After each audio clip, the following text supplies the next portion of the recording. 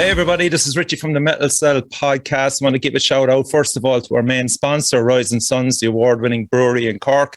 If you're in and about the city, be sure to call in for some gorgeous pints. I want to welcome True Home to the podcast. I've got Declan and Charlie with me. How are we, lads? We're very good. Excellent. Thank you so much for coming on. This came out of a conversation, if my memory serves me correctly, up in Belfast at Crypto the Riff. It was, yes. I think it was Fornoth and Tombs were playing up there. Yes. And we approached you afterwards because Charlie was on the podcast a few months ago with Fornoth. Charlie is, in addition to being the drummer of True Home, he's also the guitarist of Fornoth. He's a very multi-talented man, so he is. And a nice guy as well. And a lovely chap. We can throw that in now. Haven't met him in person a few times. So, that time we met up, Dick. Yes.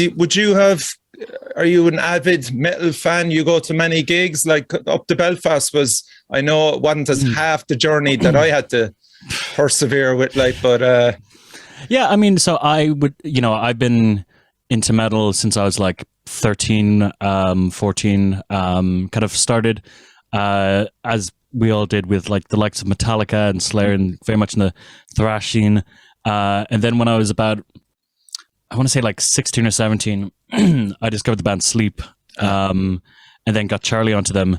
And that was kind of a real kind of eye-opening moment and kind of went down this big, huge doom rabbit hole. But in terms of like going to metal shows, it's like one of my favorite pastimes to do.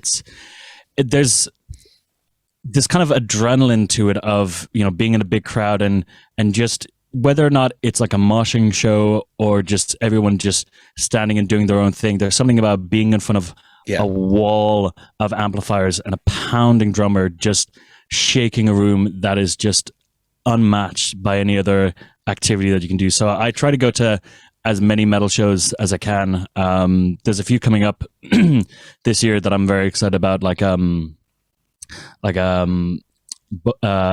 is it Bong Ripper? 10-ton slug. 10-ton slug, Weed Eater. And Slung from a Tree as well. Slung from a Tree as well. That'd be just insane. Yeah, it's a good year for Doom. It's a very good year for Doom. It is. Well.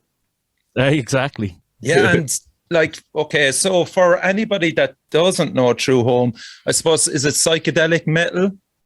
We've struggled to define what our music is. It's hard to define it, and there's ambience in there, there's drones in there, there's a lot of stuff that I personally like, I will admit, and it mightn't be everybody's cup of tea either, but I think there is a scene that is healthy enough in Ireland to sustain the likes of E and a few other bands. Would that be fair enough? Absolutely. I mean, I think, in terms of describing the sound, I think the best way to describe it would be ambient psychedelic doom metal. Would be the best way to describe it. And yeah, I think especially in the past, like 3 or 4 years, there's been resurgent in a sense of experimental heavy bands that because I mean, like we struggle to even define ourselves as metal because I mean we play with a lot of metal bands, but when you put us next to even bands like Fornoth or even the likes of Tombs who we played with, there's such a difference in like the level of aggression. But I feel that especially a lot of modern bands and our own bands like Gilliband, Enola Gay, Whale, they are bands that would definitely be considered extremely heavy and experimental and like pushing the boundaries of, conventional heavy music.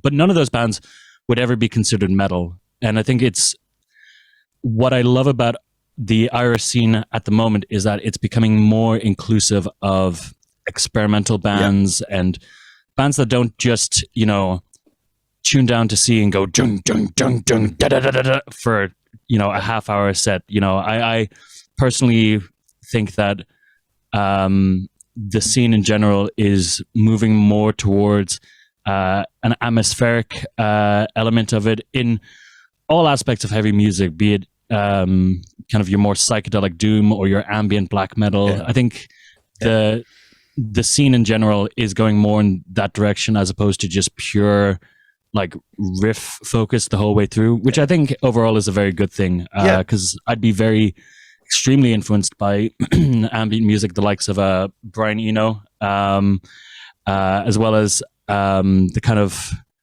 more like tape and modular focus acts like Amulets and Heinbach and Suzanne Ciani. And I think in general, the kind of music scene worldwide is, I think, the cassette tapes as well. Yes, Charlie.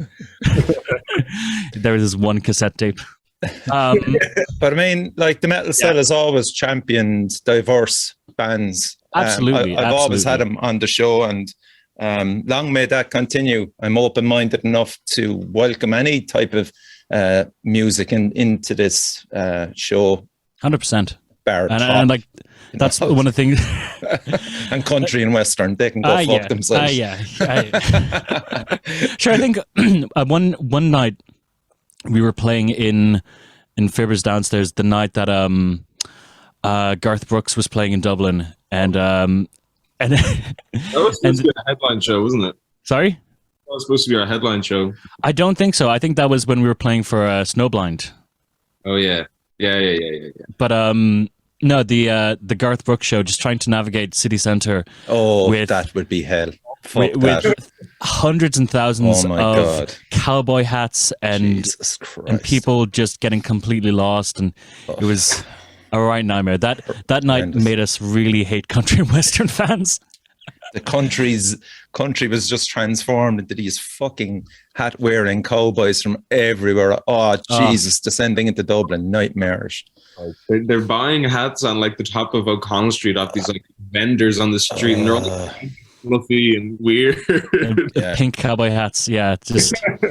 But like what you're doing, I suppose, like the biggest justification for what you have achieved so far would be getting to the semi-finals of Metal to the Masses and getting an invite onto the Siege of Limerick. I mean, like two huge, massive thumbs up there for ye individually and as a band, I suppose. Yeah, I mean, I think so. For Metal to the Masses, we did it the first year, and it was a very great experience for us. I think we also got to the semifinals last year through the wild card night. But I think with last year, I think that was our second ever. The first round was our second ever gig after like 3 years. The first one being down in Cork for Following the Signs. The one I was at, yeah. The one that you were at. You were at the first True Home show to 5 people. Fuck's sake. But so, yeah, go on, Charlie. Just making sure that it worked, because like you have to understand that we were a band for like 2 or 3 years at this point and had like we had 2 albums. We'd released 2 albums at that point and played 1 show. When we played 1 show, we're like, okay, let's just see if it works, see if we can do it live. And we did it live and it worked really well at the time, I thought. Okay, then the pandemic happened, obviously we couldn't really do anything then. Yeah. We came back and it started. But like we'll say, for somebody now that hasn't heard you or seen you, you will be listening to True Home in the next 10 minutes. I'll be playing clips of them anyway. But the live entity of ye is Declan basically on bass and vocals, Charlie's on drums. And is there much of an effect range as in synths, or have you got the drones going through the noise? I am glad you asked. Let's see it. So we have my modular synthesizer here. Ah, class. And so what that is doing is it is essentially it's using a tape-based sampler to recreate this Indian drone instrument called a tampura, which basically just, the idea is that in Indian classical music, it just plays the root and the 5th note of a chord, and then the singer or the accompanist would, or the main melodic instrument would perform a solo or a raga, around that, and so it'd be this kind of baseline, just consistent drone going through the whole thing. And so we sampled. Was that the sound deck in the first 4 songs? It is, yeah, of the Sun Temple. Yeah. No, actually, so for the Sun Temple, we hadn't yet implemented the modular synths. So for the first album, we got a 4-track cassette recorder. And what I did was on each of the 4 tracks, I recorded a different like loop of either ambient guitar or synthesizers. And so when at the beginning of the show, I would fade in the tracks at different levels. So you'd hear this evolving, growing drone that was just coming from a cassette player.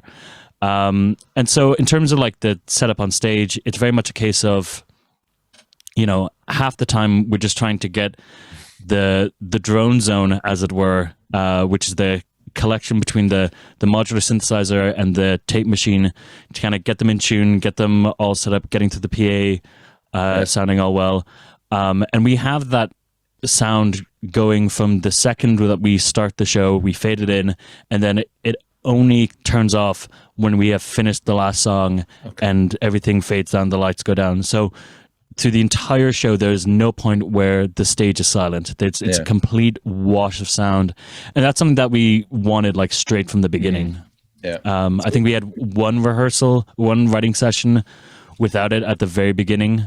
And for the second one, I brought it in, and we were like, we're just never going to get rid of this thing. We have to use it for every single performance. Yeah. And who's in control of that? Is it Charlie, or that would be me? You trigger it, and is it a tough situation in relation to setting the whole thing up, as you alluded to there, with getting the right maybe ambient sound to rise over the bass, or does it kind of sit somewhere between the bass and the drum? Or so in terms of like the setup, the main thing is just getting it in tune, because it's very finicky being all analog and all that.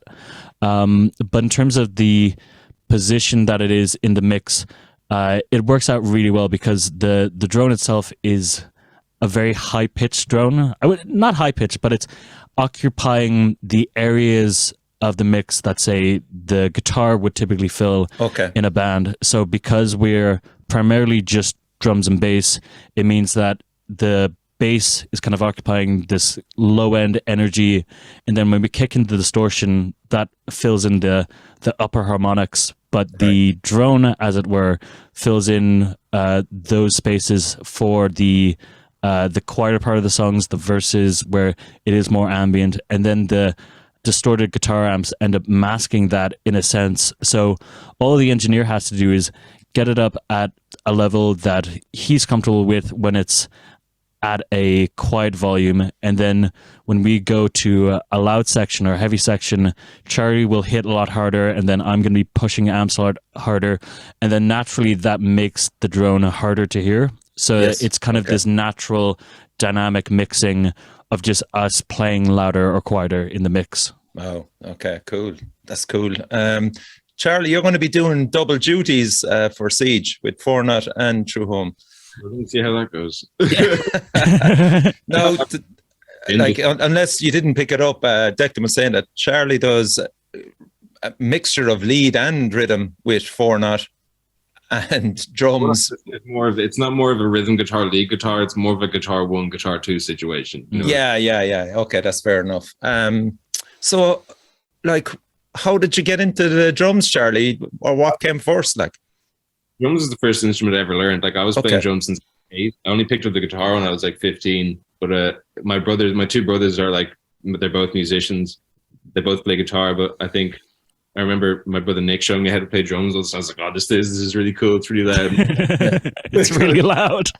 Yeah. That's such a Charlie thing to say.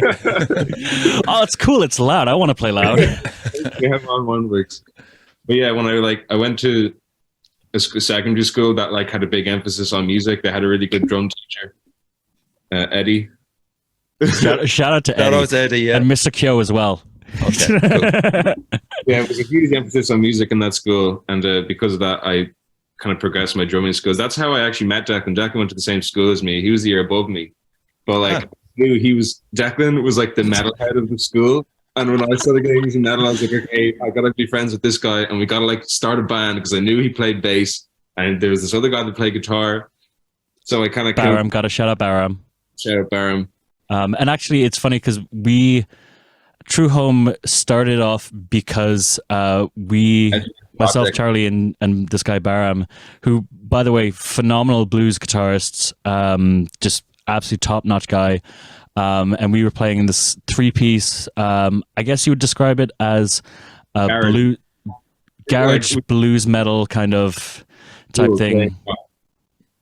Yeah, and eventually he just kind of got too busy because he started studying medicine, and so he kind of stopped showing up to practice. And eventually we kind of rekindled the kind of jamming aspect of it, because literally it was for me and this guitarist on our lunch break. We would just go up to the music room.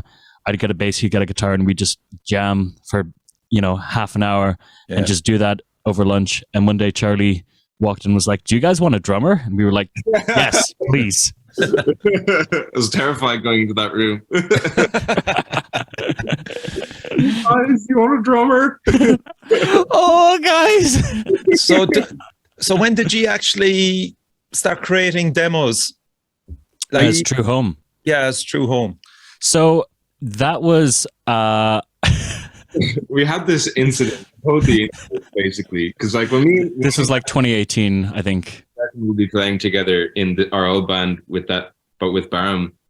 When Baram wouldn't show up, me and Declan would always be playing together anyway, just drums and bass, and we always had this like, our pocket was deep, if you know what I mean. We would just jam for hours and hours. Yeah. We knew what we were going to do, and so we kind of were like, "Oh, we should start a band together, just drums and bass." But we didn't really know what to do or anything like that, so we kind of left it. And then one day, I went to my ex-girlfriend's house, and Declan was there, and he got way too drunk, way too quickly, and I was like coming back from format practice, and I showed up, and I like knocked on the door, and my girlfriend opens the door, and Declan's on the couch with like a bucket. Jesus. And I'm there so passed out that like I'm waking up to vomit, then chugging water, vomiting that again, and then passing out for another 20 minutes. Well, like when I got there, that all happened, and that was funny. But Declan was like in a constant state of waking up and passing out, and I like took a laptop and I just started playing Ohm.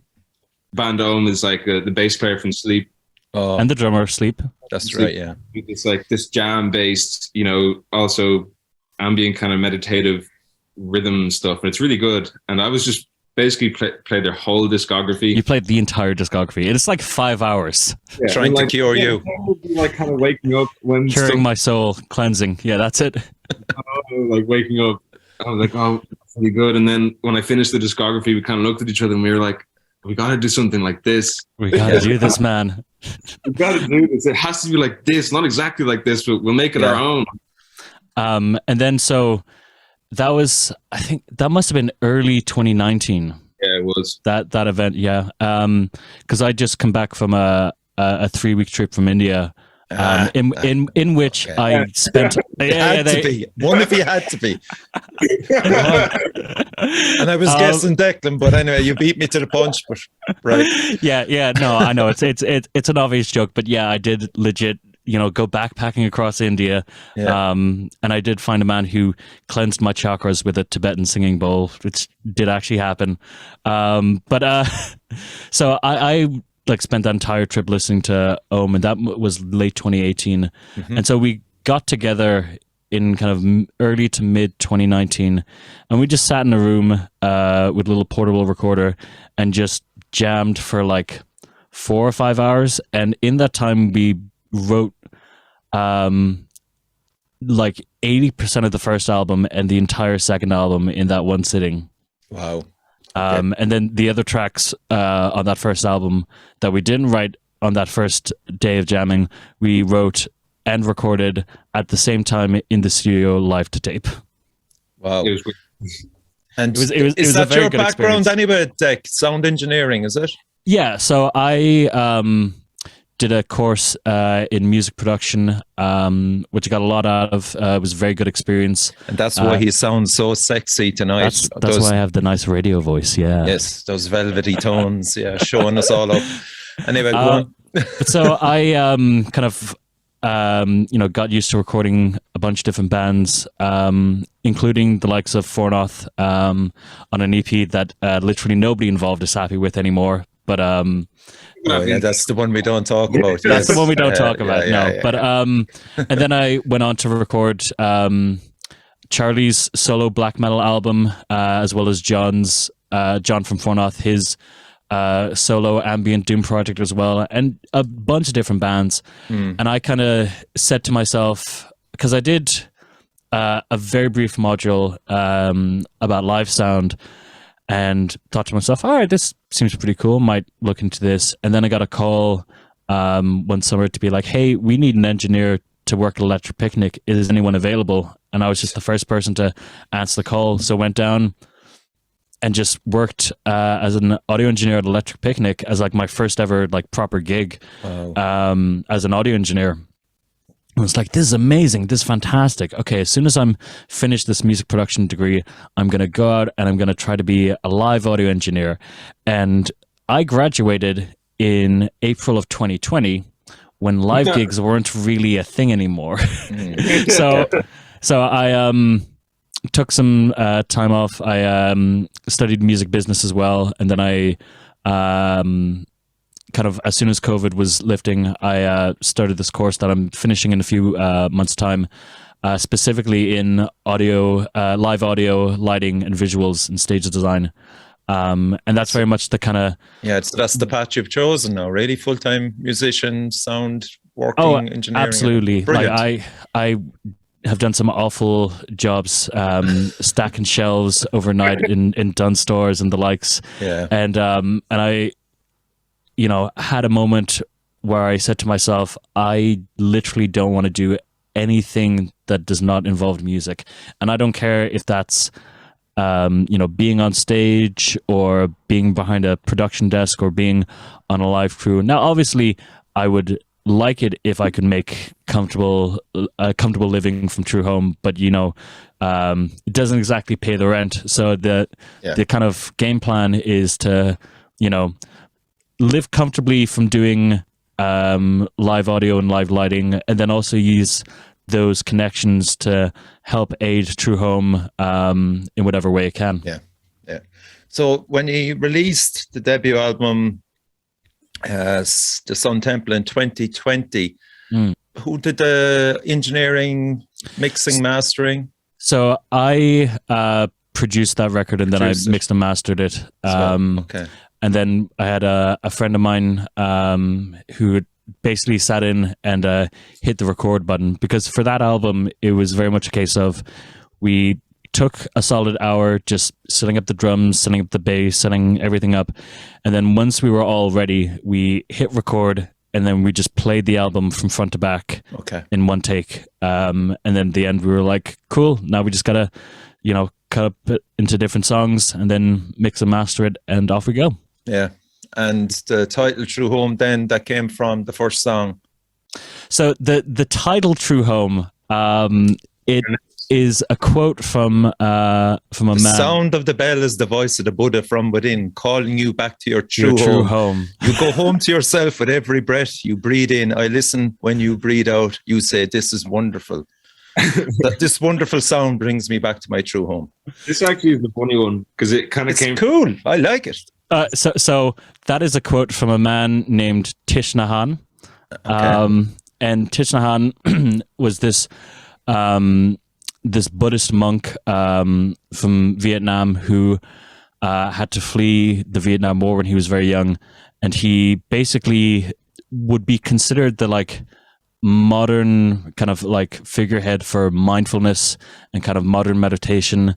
And so he came up with this term called your true home. And the idea being that when he was fleeing Vietnam, he had to leave his original home and was very distraught about that. But then he, through years of meditation, realized that his true home was within him the whole time. And so... It's a nice message, man. It's a lovely message. And on the night of, quote unquote, the incident, myself and Charlie were talking, and we realized that we both listened to his like 3-hour YouTube talks to help fall asleep, just independently of each other, just randomly having to be listening to the same Buddhist monk on YouTube. And the theme of the album, then, the Sun Temple, it seems to me it's a journey spiritually and mentally and physically even. Absolutely. So there is a very loose kind of plot of it. And it's more thematic as a quote unquote concept album, but it's about this man who's traveling around and he's kind of lost spiritually and mentally. And he meets this guru on the side of the road, and he basically tells him, you need to climb to that mountain over there. And basically the album is him climbing up to the mountain and the struggles that he has and finding which path to go down. And he finally reaches the summit where he breaks through and finds enlightenment. And then, he sits there and meditates on the struggles that he's come through, and he lets it all pass through the wind. And then he slowly descends from the mountain, having gained enlightenment. Yeah, cool. What we call the astral nomad. So like in that album, he is the astral nomad, and in the third album, he ascends from the astral nomad into the astronaut. Where he not to spoil the album, but at the end of the new album, this character has decided that he has traveled everywhere spreading his message, and he has done everything that he needs to do on the physical world, so he decides to meditate to death, and you slowly hear his soul leave his body and transcend into nirvana. Wow. Lads. It's a very fun band to write. Bringing the message to the metalheads. Exactly. I out of that album, there's 2 or 3 songs in particular that I love, but The Middle Ground for me, that song is absolutely fantastic. You're one of 2 people who have highlighted The Middle Ground as being one of their favorites. The other one being my friend Amira, who is the engineer for the first album. So there you go. We found a second fan for that song. Yeah. See, I always go for fucking weird songs and shit like that. And there's a history of me on the show being criticized for it in the forums. So going, why did you go for that fucking section? Because I love The Middle Ground. I think it's a great song. Yeah. Good. That's good. So you have graced me with 2 to 3 new songs, if we can get 3 in. Happy days. But it's why you're on mostly is to promote this new album, The Black Lotus, and it's coming out. When have you it's set for roughly? So we have it set for a May release schedule. Okay, cool. And what I love about this is you have landed with Curse Monk Records as well. Big shout out to Raj. Yes. Which is really great to hear. We're delighted to be working with Curse Monk Records. We've been hearing so much about them for so long, and we got onto Tombs. We just asked Tombs, what's your experience like working with Curse Monk? And they said absolutely amazing things. So we were like, all right, let's reach out and see if we can get a release with them. And yeah, we're super happy with the relationship that we've built up with Curse Monk, and we're really excited to put out what, in our opinion, is our best album to date with a reputable record label. Yes. Okay. So I'm going to play the first track. It's it's the opening track as well. Cry of the Mountain Hawk. So we'll give it a blast here.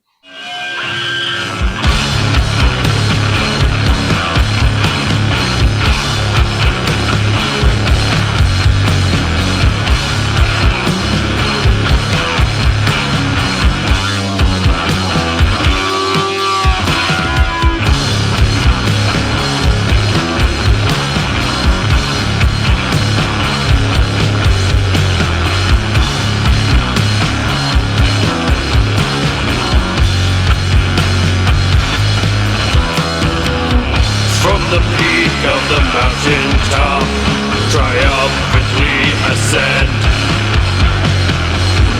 reincarnate from a previous form, new life begots the end.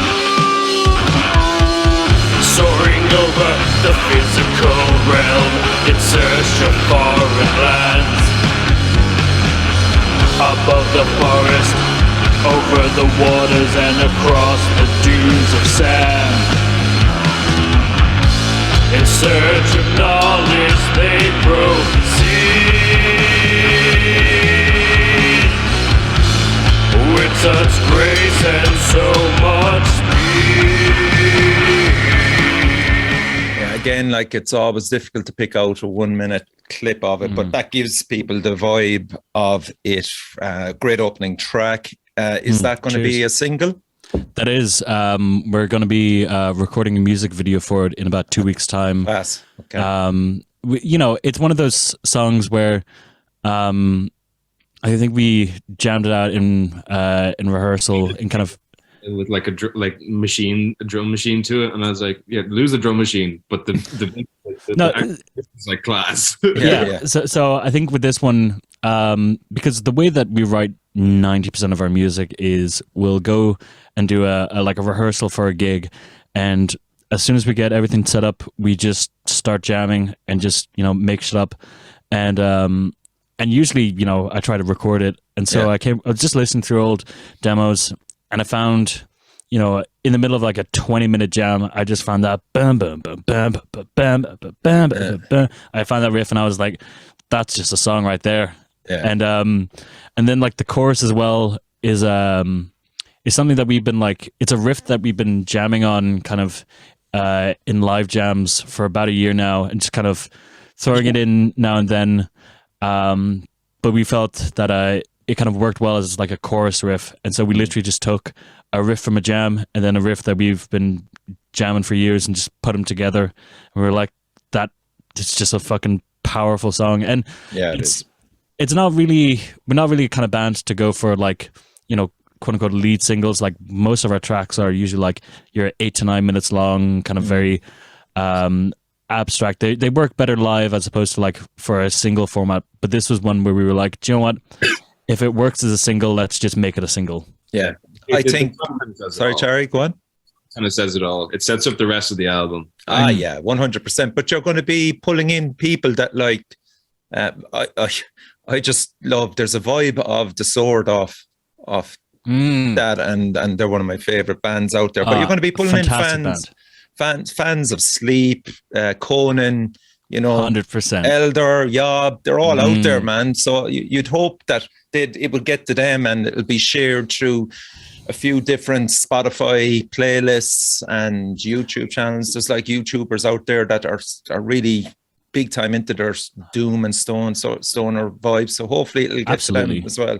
We'll send it on to doesitdoom.com. Yeah, there you go, man. And there's a few great Facebook groups as well. Oh, we've been posting to a lot of them. Yeah. Okay, so like that side of it is you're on the ball merchandising. You don't seem to have that yet, but first of all is to get the music out to the masses. Absolutely. In terms of merch, so we have we've been basically from the start doing tapes of our albums, and we're planning on continuing that with the new album. Okay, cool. There it is as well. I have a stack of them in a box somewhere. Nice. Charlie just has the one, which I believe. Yeah, go on. The Sun Temple's over there somewhere. Yeah, somewhere. But so we're going to be doing another cassette release for the new album, and then we're also looking into doing t-shirt designs, because for the album artwork for the new album, it's very precise, very who designed that actually, Dick? So that was me on MS Paint at 3 a.m. after about 5 cans. So we need to get it sent off to a proper graphic designer to do a proper job on it. Okay.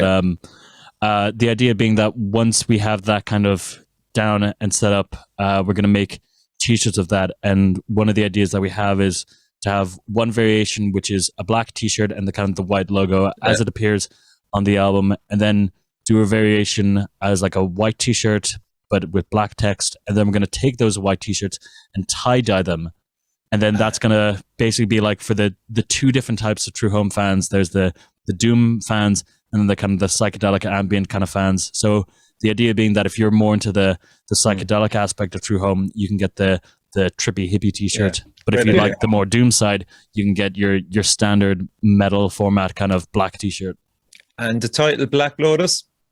So Black Lotus, that's kind of just something that just came to me because I think somebody mentioned the show White Lotus or something. Oh, fuck me. I've been obsessed with it. So Absolutely brilliant. So I admittedly have not seen the show. I probably should at some point, but that kind of idea was, implanted into my head, and then I thought, well, what about a Black Lotus? And then it kind of then evolved into this idea of, something that's, dark and almost like decaying, but still has a lot of beauty in it. And very much so, I felt like that related to the album, because on the one hand, it is like our heaviest album in terms of like the tone and like the message. I mean, the album ends with a man meditating to death. It is a very heavy album, and it's one of those things where it's heavy, but then also in that last song, while it's about somebody, dying, it's this beautiful ambient piece of music that's like transcendent, and it's beauty in the darkness, and kind of that kind of idea kind of resonated with the idea of a Black Lotus. And at that point, we kind of just said, all right, let's do this. I think you're actually very good at doing that contrast between light and darkness. A song like The Speed of Life that's a great example of light and darkness as well. And you've continued it on to better and finer detail in this album, which actually still nobody has heard, but The Ascension of the Astronaut, that's like 19 minutes long, 1944, and it's an epic journey to someone meditating to death. 100%. And like it starts off, the first 5 minutes are extremely chill, and kind of, you're hearing somebody walk through a forest as this sample of a Tibetan death meditation plays in the background. And you just, you're there and you're hearing this lovely drone, and then you hear this voice say, imagine that you're in the bed you want to die in, at the age you want to die at, as your arms and legs start to decay. But don't be worried, this is just a sign that death is coming. And you're just like, and then it hits you with like the heavy section for about like 7 or 8 minutes, and then the last like 5 or 6 minutes is just this beautiful like ambient interlude that we just, I think we even added that like fairly late on in production, but way later on than after we actually like recorded it. But we felt that it needed an extra something. Yeah, that ambient interlude as well, like Declan, your solo stuff, you can hear some of that in, we'll say, Rest Assured of Haine Gogia, The Wayfarer of Forgotten Ghosts, and Aquatic Meditation of the Ambient Tape Collection. There are 3 songs for me that you can actually connect with through home. Absolutely. I mean, so the Forgotten Ghost album is mostly upright piano recorded to tape machine through a modular synthesizer, and very much wanted to have that kind of beautiful eeriness to it, which then kind of translates over to True Home. Although I will say, you mentioned a lot of song names there, and I have no idea what songs you're talking about, because I write so much music, and like the software is like, name the song, and I'm like, oh, whatever, and I'll just type something in and name it, and then comes to release, and I'll be like, right, there you go. And then somebody like that will say like, oh, I love your song, Rest Assured, and I'm like, hang on, give me a minute to listen. I don't know what song you're talking about. Oh, this song, yeah. But you definitely know Wayfarer anyway, and I do. That is one of my favorites. Meditation. Aquatic Meditation, yeah, that's another one that I had a lot of fun making. Again, that whole album was just done to tape with a modular synthesizer, and it was just a fun kind of experiment to see, how far it can take this idea of kind of long 20-minute ambient pieces, and then that then ties into, because it was mostly a preparation for my next ambient album, Analog Meditations, which is 24 hours long. And I tried to upload it the other week to Spotify, and it told me that I can't upload a single album that's longer than 10 hours. So I'm gonna have to break it up into 3 separate ones, which is annoying. But apparently we're just not ready for a 10-hour album, let alone a 24-hour one. Okay, so I'm going to play the second track off the album. This is The Great Journey.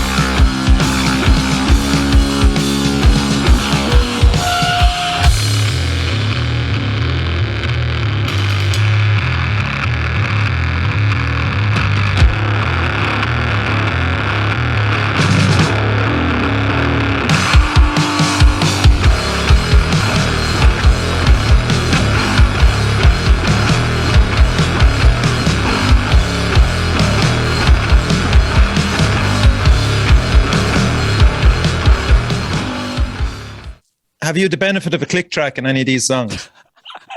No. No, I partly guessed that. we decided very early on that we were going to be a very anti-click track kind of band. Okay. We weren't anti-click track, is that we like, since we've been like 15, 16, we just been playing together. We don't play the clicks, we just jam out. So we say, you know, let's just play the way we play in the studio and just make it like organic. Not to say that I have anything against click tracks, obviously not. You know, you'd be an idiot, actually have something against them, but we just went down the direction that, like, you know, let's do it our way and our way. Like for us, like there's a look that I'll give Charlie where I'm like, all right, we're gonna slow down now to like the slow down speed, and when we do that, we all know the exact tempo that we're gonna slow down by, the amount that we're gonna slow down by, and you know, we've just been, because we've been jamming together for 8 years, so we've just exactly, and in a context where, you know, it was just writing songs in the middle of a jam. So we just gotten used to being able to just give someone a look and be like, all right, we're going to go to the next section now. And that's how we write songs. That's how we play half the time when we're live. Because I mean, like, no two True Home songs are ever the exact same, because like we get bored playing the exact same stuff exactly as it is on the record. And even because, you know, on the record, half the stuff is improvised as well. So it's very much an improvised kind of band where, you know, whatever happens. You also have to understand that, like, when we were like recording an album, like Declan, I'm at the drum set and Declan is over on the other side of the room over there. Yeah. Like, there's not really any, you know, if I wanted to do it to a click track, I'd do it to myself. I'd record the drum part first and then Declan would play bass. And we said, no, we don't want to do that because we want to get the feel from each other of what's going to happen. We wanted to feel like two people in a room. It is. And it's that, I suppose, like back in, and you have to give a shout out like to the kind of 60s type of vibe that's going through it as 100%. And I mean, these lads had no click tracks. They were just watching each other and, you know, fucking, they'd actually go with the vibe. And if the song changed, it didn't fucking matter, man. Exactly. And you know, I think one of the things that I hate about modern music production, I say modern because you know, that's the term, but the idea that everything has to be perfectly to a click track, everything needs to be perfectly auto-tuned and like perfectly edited to be exactly on time. A lot of those bands that are cut out live. Exactly. And like for us, like we use, like, you know, for most of my projects, you know, I'll have like a round of like editing a live take and then there's mixing it separately. And with True Home, there's maybe like 5 minutes of editing where I'm like, oh, the amp is like hissing at the end where it should just be a quiet fade out, so I'll just fade that out or something. There's literally no like editing of like, oh, we'll take this section and we'll duplicate it here and then we'll time align it here. It's just what you listen to on the record is what it sounded like in the room. Yeah, and you recorded it in Windmill Lane Studios, one of the most famous studios in Ireland. Yeah, so for the first two records, it was a case where I was studying music production in that studio, and so as a student of that, I had the opportunity to go in and record in it. And then for the new album, which we also recorded in Windmill Lane in the same room, it was a case where we were playing a show in the upstairs of Workman's, and some guy, Owen, came up to us and was like, that was amazing. Declan, I know that you studied in Windmill Lane. I'm also studying there. I need to record a band for my final year assignment. My God. Perfect. Can I record, you know, one of your guys' songs? And I was like, yeah, sure, sounds great. And I mentioned this to Charlie and he was like, well, why don't we just record the whole album in 3 hours? See, there's Charlie. Like that's why you need Charlies in a band. Opportunists. Exactly. Charlie, you know, one of his most important roles in the band is whenever I get a crazy, wild idea, he needs to either tell me to stop immediately or he's like, why have you not mentioned this sooner? Like that's, but not to discredit his amazing drumming. Yeah, of course. Yeah. And Tape Echo Records, is that your own label, Deck? Yeah, so that's you have done your research. Of course, as always. Yeah, so that's something that I kind of started. funny enough, it started when I was doing that music business course, and I for one of my assignments, they were saying, all right, so let's start a hypothetical business in the music industry and like do a plan of how you'd sort it out. And I was like, well, I guess whatever, do a record label. And then because I was just releasing a lot of music at the time, whenever it came to like put up on Spotify, and it was like, oh, what record label? I was like, whatever, I'll do the joke record label that I did a hypothetical essay on. Yeah. And then it just evolved over time, and then ended up doing releases with True Home, and then with physical stuff with True Home, as well as Charlie's black metal project. And John from Fornoth, his project as well, and just a couple of other things.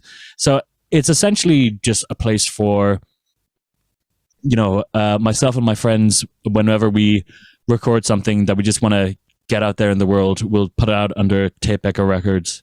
And it's just kind of a nice way of seeing a different side of the industry, and kind of, I wouldn't say it's like the main thing that I focus on. It's more of, if I want to put out something physically, that's the name that I will do it under, as well as just what I label things as digitally. Yeah, and you know what? It makes sense in a lot of ways. It really does. And the name Tape Echo Records just comes from the fact that I'm obsessed with tape machines and echo and delay and tape echoes in general. And it was just a funny name to come up with, so I just put it down, and it has not changed since. Yeah. So what are you looking at there in relation to the Siege song selection-wise? We have not thought about it at all. Okay. So am I guessing? Have you been given an idea of what time length? So we don't know what time, but in general, are you going to say budget for 30 minutes? We're assuming 30 minutes, and kind of. Usually when we do like a half-hour set these days with the new material, it usually starts off with so with every show we start off with a little 3-minute excerpt of Patience, and then that at the beginning and the end, as kind of a little wink nod to the fans who know exactly. But then so we'll then go into Climbing to the Sun Temple, which opened the first album. We usually be, at the moment, we're kind of going from that into Cry of the Mountain Hawk, which is a nice kind of like follow-up, big energy. Then going into either, usually at that point we're going to, it's The Great Journey after that. And then whenever we do a half-hour set, we then put in the second last track on the new album, Buddham Sagnaram Gachami. And then we usually end with either Descending from the Mountain or The Summit, depending on what we're going for. So it's usually a combination of those songs, and we kind of mixed around depending on the time slot. Because I mean, like for something like The Siege, no more than Metal to the Masses, which was a good, what would you say, maybe experience in relation to trying to win over a crowd.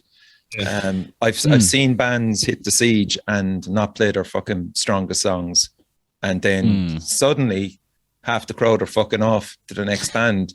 And that's what you have to think about in relation to The Siege, because you will be getting plenty of attention down there, and look, there will be a lot of neutrals there that you'll have to grab by the throat. And 100%. I think just even what you said to me there is enough to keep them captivated there straight away. Yeah. Oh yeah. When we're playing at Siege, we're going to be so loud that people who are fucking off aren't going to be able to hear the other bands. So they won't have a choice. I mean, so somebody once told me once. That's good fighting talk, Charlie. Exactly. I'll be there personally to see it. we play very fucking loud. I mean, I play through a bass amp and 2 guitar amps.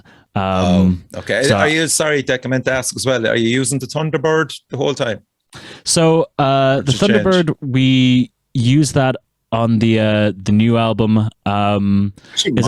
It's technically Charlie's, has to be said. But so the first album was recorded on a Tobias 4 Deluxe, which is, in my opinion, it's my favorite bass to play. It sounds fantastic. It's actually funny because the Speed of Life requires a bass with 24 frets to play it, so we haven't been able to play it live for a while because we've been using the Thunderbird.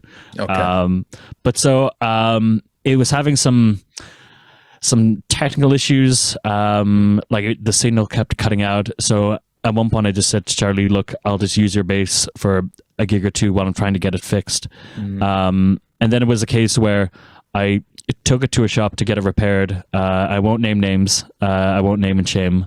But they said that they'd repair it, and it seemed all good in the shop, even though it was like 3 weeks later than they said it would be finished by. But whatever. As long as it's all ready and good. And then I got it about 2 days before we were playing our first ever headlining show. And it was also Charlie's there, wincing and then groaning already. But we got on stage, and it was already a rough night to begin with. But we were like, look, if we can just get on stage and just play our hearts out, it'll be grand. And halfway through the second song, my bass just stopped making any noise altogether, and we had to use one of the spare basses that the audio engineer owned, and it was just a disastrous situation. So from that moment on, I was like, all right, I'm gonna get the Tobias Deluxe 4. I'm gonna get that fixed. I'm gonna get it back into working condition. And it's funny because switching between them, I now realized how much easier it is to play just without even thinking on the Tobias compared to the Thunderbird, because it's the bass that I like taught myself how to play bass on when I was a teenager, so it's the one that I'm most comfortable with, and it just feels right. So if I have, I think the Thunderbird is probably heavier as well, is it? It's physically heavier, it's larger as well, so it's just that extra little bit to worry about, especially because when I place my hands naturally where I think the 12th fret is going to be, on the Thunderbird that's actually the 13th fret, so it's very easy for me to accidentally play out of tune. But when I'm playing with the Tobias, it just feels so right in my hands, where I can have strobes going in my face, I can have hair windmilling around, and I can have be 2 or 3 pints in, and I can still just if I turn my brain off and just put my hand where I think the 12th fret should be, it is always there. Yeah. And that's something that is very important for True Home, that 12th fret. Yeah. So can we sneak in one more track, lads? Another exclusive? I think we can. Okay, so this is Sailing the Sand Dunes.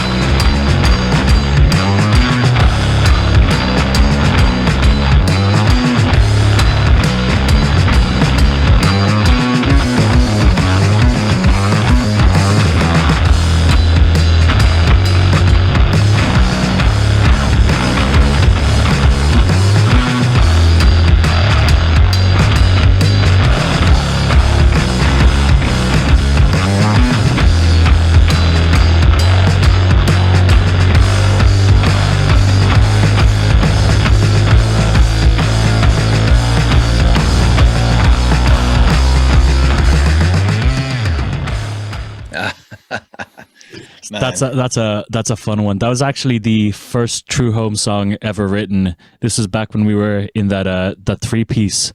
Wow. And it was one of the days when the guitarist just couldn't make it to practice, but we still wanted to jam anyway. So after listening to a lot of Sleep's second album, Holy Mountain, we just started jamming on the songs in it. And after about half an hour, the song Dragonaut turned into that song just in the jam, just messing around with it. And we were like, oh my God, this is the best thing we've ever written. Oh, but then it just didn't really fit that 3-piece band because there's just nowhere for a guitar to sit comfortably in that, because it's just such a busy song. But we've been throwing it in for like live jams into because the song Sisyphus from the first album, that was literally one where at the end of the album we'd everything recorded, and then I just looked at Charlie and started playing a riff that he'd never heard before, but he just started jamming along. So that song on the record is us writing the song in the moment to tape. But whenever we go to play it live, I can't remember all the things that I improvised 3 years ago. So that for us is our kind of jam song. So we would throw in that riff, towards the end as a kind of a fun kind of like, hey, here's a fun riff. And when it came to doing the new album, we just wanted to do it justice and make it its own track. But also holds the record on the album for the song with the most bass amps going at any one time, because so for most of the album, of course it's an instrumental as well. It's an instrumental, must be said. I think it's the only instrumental on the album, but there is 9 tracks of bass amp going on that one. Fuck. Now again, it's the one take, so it's the one, but I just reamped it, and so we recorded it through 3 amps on the day, and then I put it through different like a couple of amp sims doing some weird stuff, and then for one of the tracks I put it through an orange amp and a big Cliff Burton signature fuzz wah pedal to go wah wah and just make it sound just filthy, immense and huge, because if there's no vocals on it, it might as well be this monumental huge sound anyway. Yeah, exactly. So the album is coming out again, lads. It's coming out in May, yeah, and it's on Curse Monk Records. A big shout out to Roger for taking you on board there, lads. It's great news. He's also got us on to Monkfest this year, July 1st, which we're very excited about. I kind of have an idea of who's playing, but I'm not going to say it obviously until it's confirmed. But it's an exciting lineup. Yeah, I'm not going to reveal any names. Industry secrets and all that. That's a real buzz to be on that. Absolutely, lineup. Absolutely. So we're doing Monkfest. We're doing Melt the Masses. Siege. So Siege is 9th of April. Melt the Masses semi-final that we're playing at is the 22nd of April, and then Monkfest is the 1st of July. And then we have a few other things that might be coming down the pipeworks, but again, we can't say anything yet. But those would be the main big gigs that are coming up for us. Yeah, they're the 3 confirmed anyway. 3 confirmed, exactly. Yeah. Exactly. So lads, listen, thanks a million for coming on the show and sharing those 3 new songs. I really appreciate that. Anytime. Yeah, so you've been listening to Declan and Charlie of True Home. Give them some love. Check out their Bandcamp pages. Check out Declan's solo work. It's all there, and it's on Spotify. It's different, but again, it's he's prolific, to put it mildly, as well. And great musicianship, lads, right throughout the new album, and I wish you all the best with that. So thanks a million again. That's one on show. Thank you very much. Cheers. So lads, that was True Home, and check them out in the Siege. I suppose that's probably where we're all going to be. We don't know what time slot they're on there yet, so that's something to look out for. And again, as I say always to end the show, support your local metal scene.